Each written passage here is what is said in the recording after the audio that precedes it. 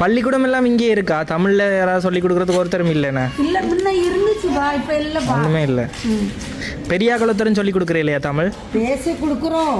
ஆ, மாலை நேரத்தில் கொஞ்சம் பிள்ளைங்களை வந்துக்கிட்டு இருந்து போன்ட்டு அதுக்கு பின்னாலே யாரும் வர மாட்டேன்றாங்க.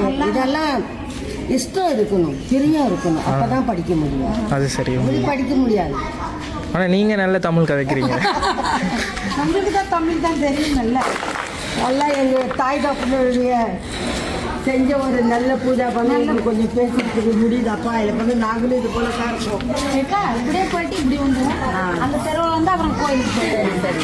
இதில் பார்த்தீங்கன்னா சின்ன ஒரு ஓடை மாதிரி தான் வருது, அப்படியே போய்கொண்டிருக்குது.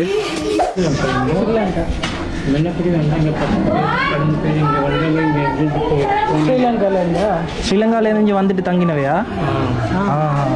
முன்ன இங்கே இருந்துட்டு போனாங்க. 20-30 பேர் இருக்காங்க.